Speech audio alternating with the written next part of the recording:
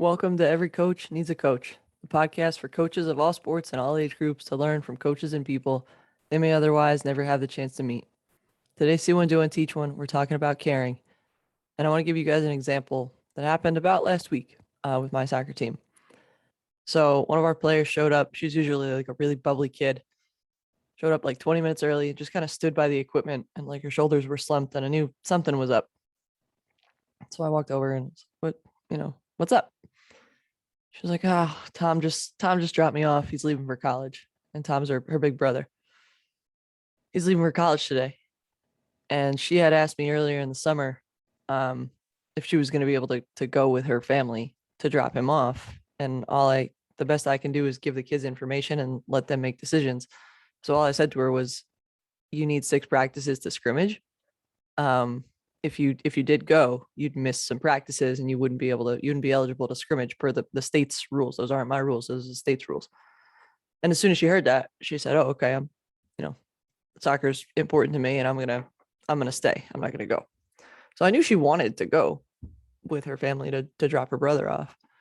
But she didn't. And that was her choice and I respect it and I would have respected it either way. Um, but the point is she happens to be a starter. She happens to be a kid who wants to play high level college soccer. And I would like to think that her talent on the field has nothing to do with her value as a person or um or her emotions, right? She's still a 16-year-old kid who's, her best friend or brother just left for college and, he dropped her off at practice that morning as kind of their final goodbye. So that's emotional. I understand that. And I like to think that regardless of a kid's status on the team, right, their playing time, whatever, that I would have found that out no matter who they were. And I'd have cared about her enough to find out what was going on that morning. And she had a good practice. She actually said, like, soccer helps. Soccer helps to take my mind off of that and to be around her friends. And I heard her telling some people that, "Oh, Tom left for college this morning." So that's just my little example. It happened last week and it made me realize that I could share it on here, that we have to care about them as people because we do. We do. And they need to know that. And that's an example of what caring can look like. There's lots of other ones out there.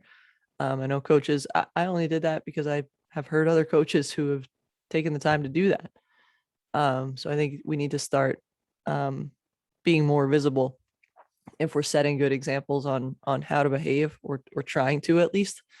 We need to see it. We need to hear about it. We need to be examples of it for one another. So if you have a good story about that, please send it to me. drcoachkelly@gmail.com. The doctor is short DR. I would love to hear it. Thank you guys. I appreciate you spending some time with me today. Keep getting better every day.